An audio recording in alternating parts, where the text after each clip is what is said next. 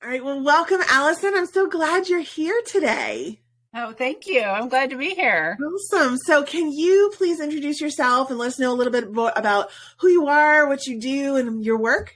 Sure. My name is Alison Greenhouse. I am an elementary school art teacher, and I have been an elementary school art teacher for 18 years, which is kind of hard to believe because I feel like I just graduated from college some days. But 18 years I've been teaching.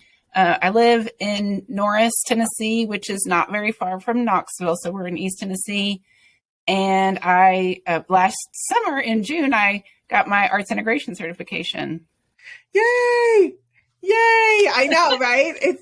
And it's been a whirlwind since then, I'm sure. Oh yeah, for sure. Yeah. So, talk to me a little bit about your journey with arts integration. First of all, how did you find arts integration? I always think that that's interesting. And then how did that evolve over time? Sure. So,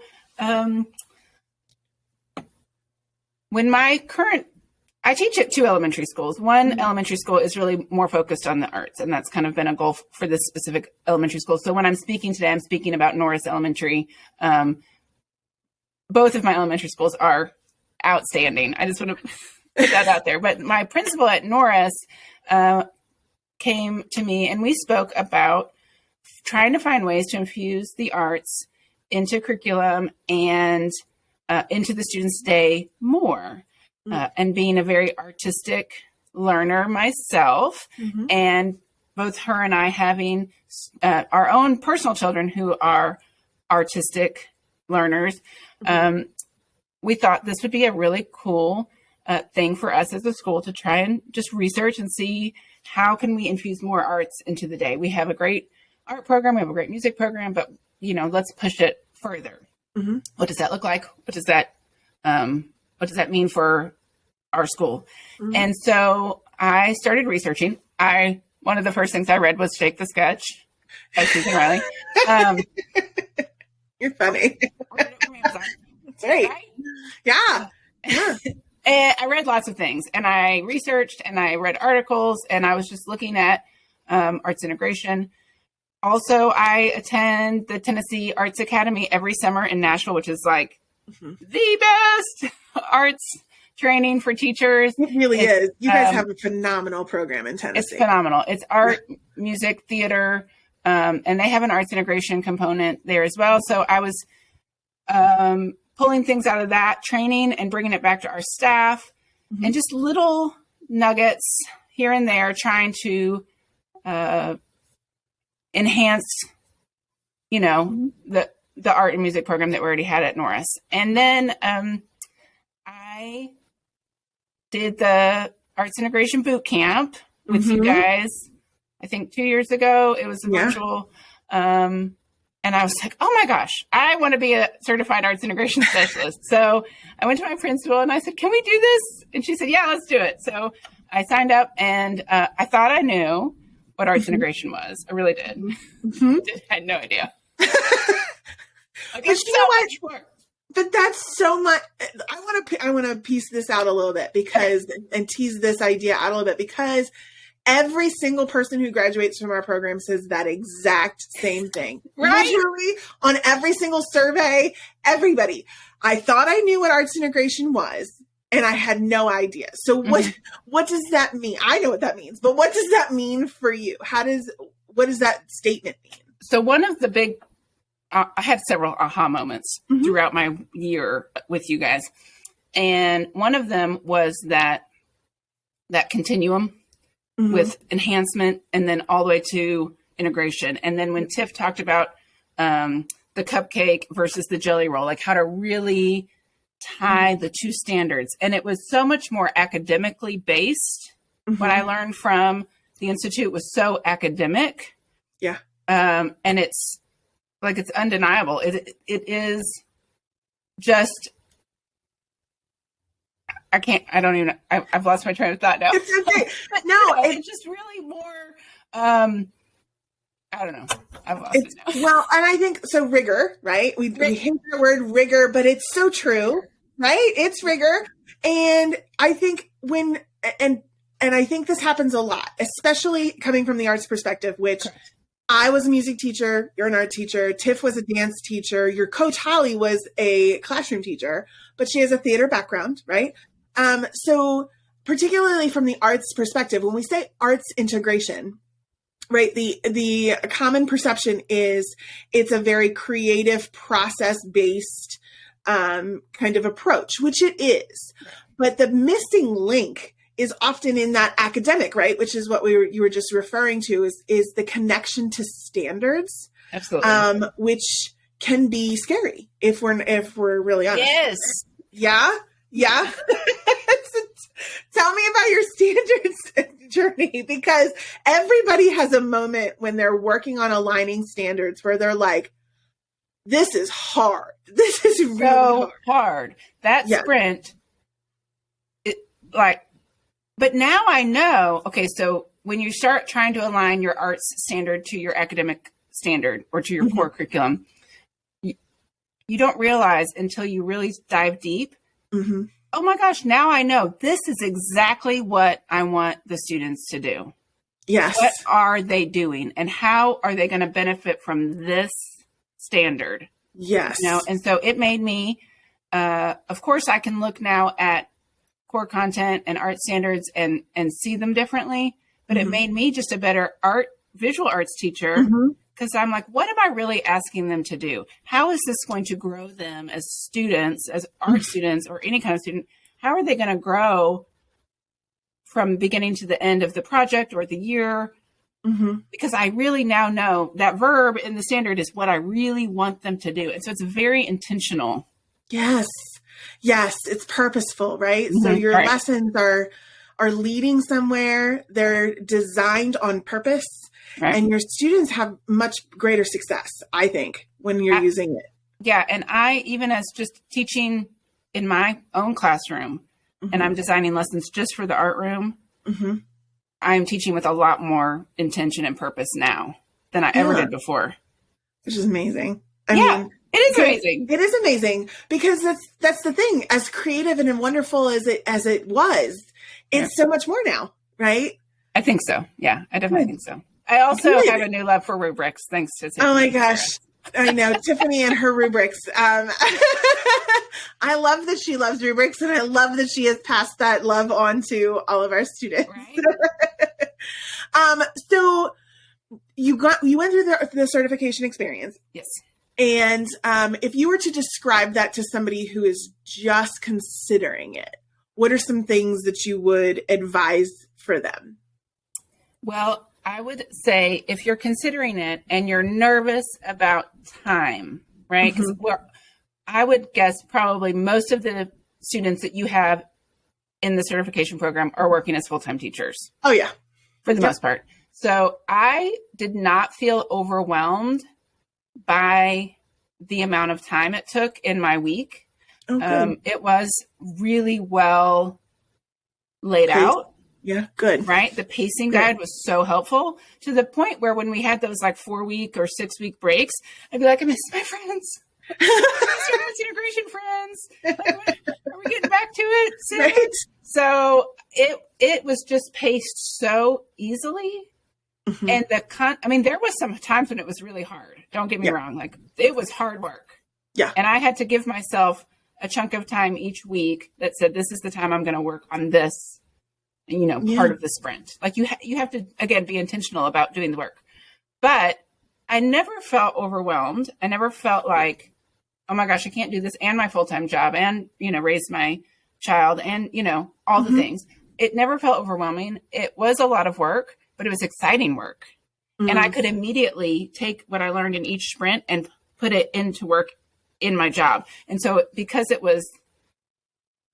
I was learning and putting it into practice almost immediately, it was just seamless, Oh, that makes me so happy, because that's exactly what we are striving to do for people. To get it super relevant and, make it something that you're going to use right away, which is awesome. Also, I'll tell you, can I pop back in there? Yeah. Our coaches, my coach was outstanding, but they give so much grace. Like, they understand that we are full-time teachers and they understand that we are a lot of us are parents and, have spouses and all the things. Yeah. And I felt like there was times when I was like, oh, I forgot we had a Zoom, and just the grace that's given was very, very helpful to not feel like guilty if if you missed a deadline or, everyone's kind of like understands this is life, Yeah. So that was really helpful. Life I had happens. professors in college that weren't like that. Oh, I know. But see, like that's, I know we all have the college professor stories that are like that. But the wonderful thing about our coaches is that they have gone through the program themselves. Correct. And that they know exactly what you're dealing with and all of the overwhelm. And of course, it's our entire organization. Everybody needs grace. Everybody needs a little space. So I'm glad that was your experience as well. Yeah. So on the flip side, now that you're finished with certification, I heard that you secured a grant, and it's not just a little small grant. Like you got yourself a good sized grant, girl. Yes. So, and it's for arts integration, right? Correct. It's an arts integration grant. It came from the Tennessee Arts Commission. Mm-hmm. And it's a 3-year grant. So every 3 years they reopen applications.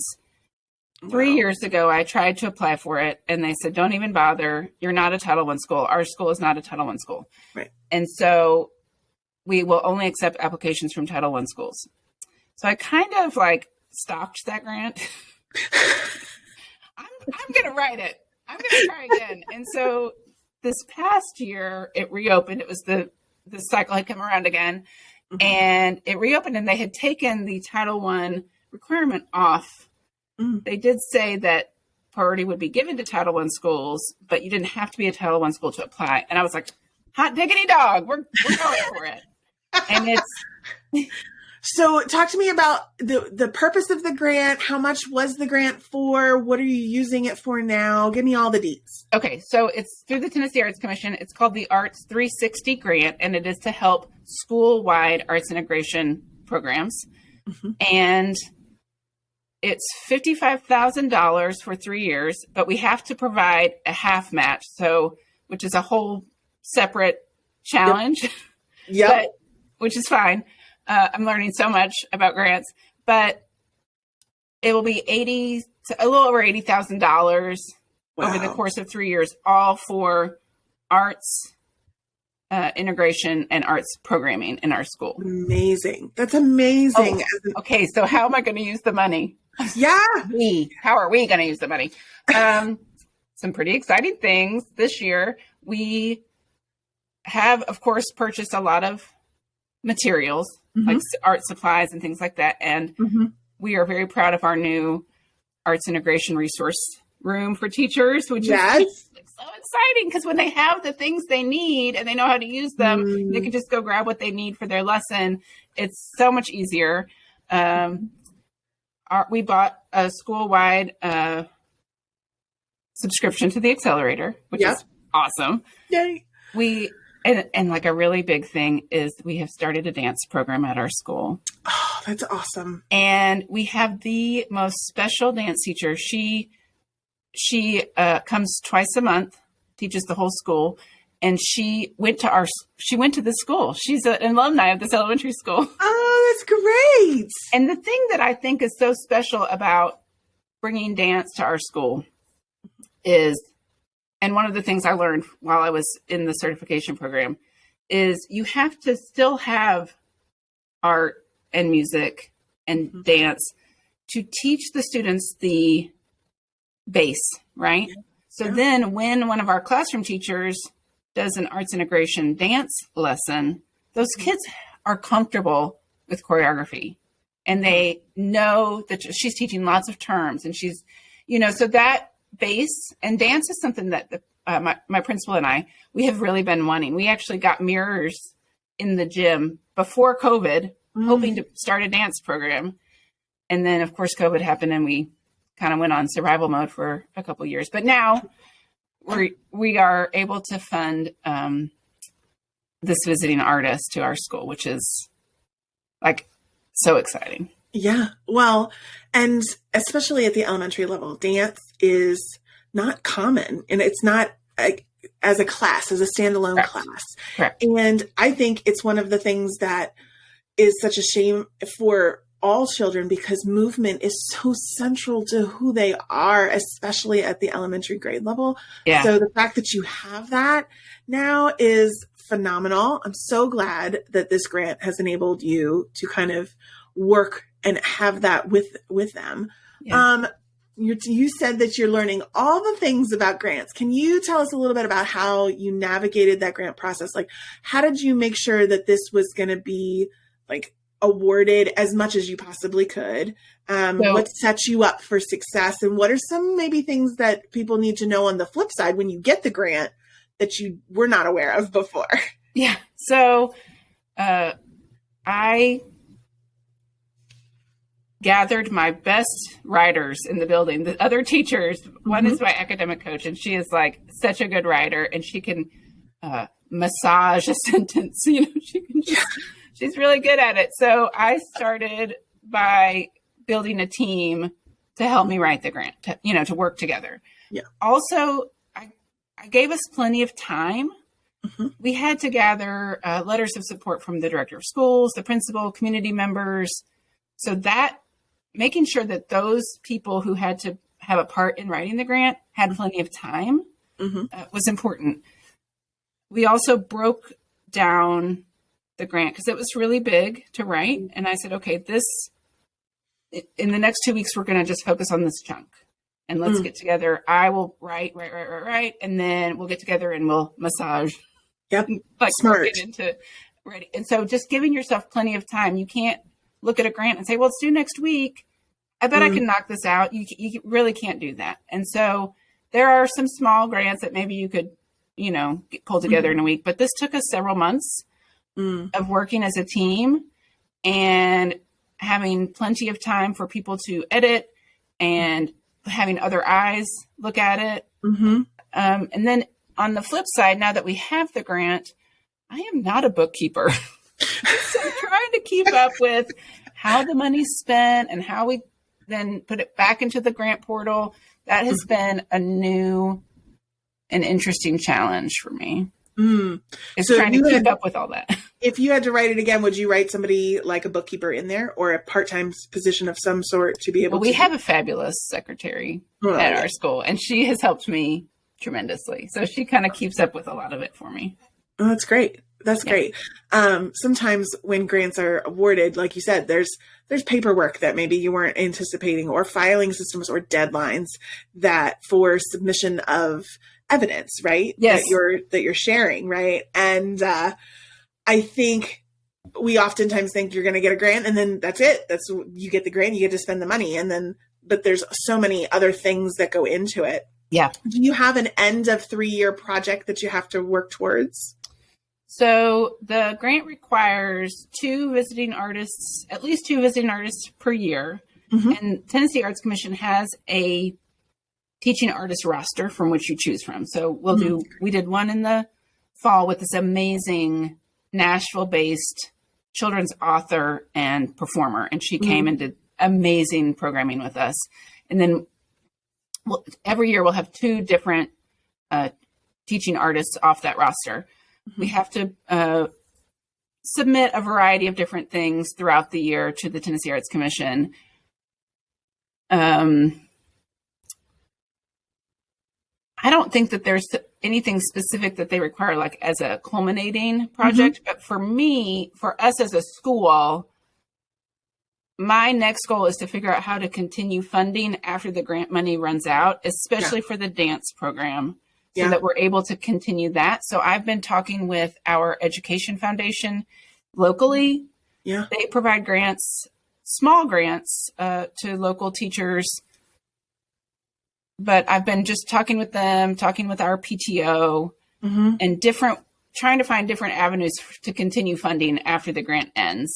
Yep. Smart, and that's the other thing that gets a hang up, is that we get to the end of a grant cycle and then there's not any money that has been, secured after that grant. How do we sustain something? Right. Yeah, which exactly. I think, to your point, what you're setting your teachers up for at the very minimum is for them to at least understand the arts integrated process themselves, right? Yes. And what a good quality lesson looks like, how to implement that in their classroom so that even if there's no money afterwards, you have at least that base, which I think is really important. Yes. So what are some challenges that you're seeing with the program as it is right now? And how are you, this is the part I'm really curious about, how are you overcoming those challenges? So I thought about this. One of the challenges is in our school system, we have really good core curriculum, and it's the same curriculum countywide. So elementary has one core ELA, we have one core math curriculum, and we have a very tight pacing guide. Mm-hmm. And so a challenge for the classroom teachers is finding space in that tight pacing guide to feel comfortable bringing in an arts integration lesson. And so what I have been working with them on is making that exchange. Yes. Like, what can we remove out of what you're already doing and put something else in its place? And a great example is the kindergarten curriculum. They read The Three Little Pigs and they do the retelling of it they have like a whole fairy tale unit. Mm-hmm. And in the workbook, in the ELA workbook, there's a page that you tear out and there's like a picture of a pig and you cut the pig out and you glue the pig to a popsicle stick and then they use it to retell the story. And I'm like, well, that is terrible. And throw that page away. Right. And let's let the kids design their own pig puppet. Yeah. From start to finish. And we did it this year. And by golly, those kids were so proud of those pigs. Like, which pig are you going to make? And they had all kinds of loose part supplies. They had foam and they had paper and they had markers. And we talked about how they would put it together. What other supplies are we going to need to make this happen? Mm-hmm. And they're going to remember that way more than cutting out the face of the pig. Yes. Oh my and that God. was an exchange, right? Yes. So that's just taking out one lesson that is not a very strong lesson and then exchanging it with something else. And the teachers were super excited about that opportunity. The kids, of course, loved it. Of course. So things like that, the challenges of finding places to infuse the arts when you already have a really tight curriculum, a really tight pacing guide. So that is one challenge. And then I had another one, but now I can't remember what it was. Well, and I'm going to piggyback off of what you just said. I literally just finished creating a mini course as a bonus for this upcoming certification season called Time Bender, in terms of how do you find time for arts integration. And that is one section that we talk about is finding the spaces in your curriculum where there's either reteaching or extensions or multiple lessons on the same concept that are happening that you could maybe take out, right? Like two of the reteaching, because you're reteaching the same concept. And what kills me about reteaching lessons, I understand their purpose, but what kills me about them is that the kids who didn't get it the first time, they're not going to get it by the third time that you reteach because you're reteaching the same way. But if you reteach it in an arts integration way, those kids that didn't get it, now they're going to get it because they're learning it hands-on. Yeah. So if you can remove, usually there's at least 2, maybe sometimes 3 reteaching lessons to a core lesson. If you can take out 2 of those and replace it with one arts integration lesson, you've saved yourself one additional class period that you get as a bonus now.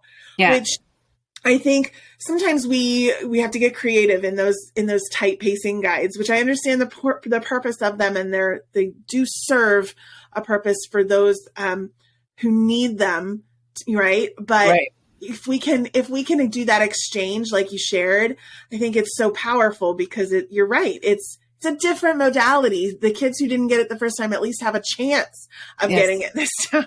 Yes. Yeah. I have one teacher here at Norris. She loves the accelerator. She's so excited about it. She's a math teacher, and she really likes to do a culminating arts integration project at the end of modules. Like she'll put other things in there. She'll do little strategies in, but making these nice, and she's so good at aligning them with like near Christmas break. Yeah. The kids want to do something hands-on or movement more anyway, you know? And so she really has done a great job planning and looking at where she can fit it in, you know, and that does take some pre-planning. You can't just say, okay, I'm going to do it this week. Just like the grant, you have to look at the time frame you have, like, what am I doing for the next 9 weeks? And sit down and really make a plan. And where can I fit this in? Yeah, it can't happen. It totally for sure. Can You have to plan. I mean, you have to invest the time up front so that you can save yourself time in the back. Absolutely. Yeah. So what mindset shifts have you had to make as you've been working towards this new program and building this amazing piece from scratch, really? So my biggest mind shift, I think, is change takes time. And change in education takes time. And I get really excited and I'm like, oh, we're all going to do this. It's going to be great. And it's not going to happen overnight. And if you're a teacher and you're working towards making some changes, if you are a classroom teacher and you're like, I really want to try to teach in this, you know, in this way. I want to use arts integration strategies. I want like give yourself some time, say, you know, this year, we're going to do one arts integration lesson in the fall and one in the spring. Yeah. And see how it goes. And then if those are successful, then next year do 4. And then research some other drama games that you can, you know, stick in between that are quick, easy strategies, you know? And so feeling like I want it all to happen right now, it just can't, it can't. Yeah. And so I think that's my biggest mind shift is like patience and time. The power is in the pause. Yeah. There's a moment that you have, and Tiffany reminds me of this a lot, that it's not the change that is hard for people. It's the transition. It's going from what they knew to a future that they have not yet envisioned for themselves. Right. And that transition's hard. And so, and it takes time. So I know when people get into arts integration, they get so excited and we so want to get everybody on board. And it just, sometimes it takes a little bit longer. And that's okay. Like, yeah. Yep. And celebrate the wins that are happening. Like, and make sure everyone sees, like, look what we're doing. This is, wow, we have done a lot this year. Like, think about all the great things that are happening and just, you know, celebrate and root for each other. Yeah. That's powerful. And it reminds me of the last podcast I did with Amy Sandler, who talked about I've got your back, like having that culture of I've got your back. Even if we're going slow, I'm here with you. I'm in it with you and I'm excited for you. Right. It's such an amazing culture to have. So before I close out, this is a question I always ask everybody. What is one thing that you want people to know about creativity? Okay, so I knew you were going to ask this because I've listened to your other podcast. So I have a lot of teacher friends who say, I am not creative. I wish I was creative, but I am not. Okay, lies. Teachers are the most creative humans on the planet. They come up with creative solutions in their classroom all day long. They don't realize how creative they are. But what I will say is that creativity in art, which is different than just creativity in life, I think, but creativity in art is a skill that needs to be built. And so I think that you have to spend time, you know, teaching yourself to be creative and building that skill. When my son was in kindergarten, his teacher asked him to read 20 minutes every day, right? Because she wanted him to become a better reader. And so I ask a lot of my adult learners and coworkers and things, what do you do for 20 minutes a day to build your creativity? Or if you want to be better at painting, do you spend 20 minutes a day? because we ask kids all the time Yeah. to spend 20 minutes a day reading or do this or well, as adults, we don't give ourselves the time to grow as creative humans. Mm-hmm. I wish I was more creative. Well, you got to work at it. True. So like true. You got to work at, like, if you want to be a basketball star, yeah, you got to practice. Yeah. Well, and you just sparked an idea for me for next winter that I think about when my daughter was in elementary school, how many times she brought home a math packet for Christmas break. Like over the 14 days, she had to do a math problem every single day on that calendar, right? Yeah. Wouldn't it be great if as adults we got a calendar of like creative exercises to do? Yes, absolutely. I love it. Oh, that's awesome. So how can people stay in touch with you, Alison? How can they find you? So my Instagram and Facebook are both G House Studio. Greenhouse is too long, so I shortened it to G House. G House Studio on Instagram and Facebook. Awesome. All right. Well, thank you so much. It's a pleasure getting to speak with you today. I really absolutely. All right.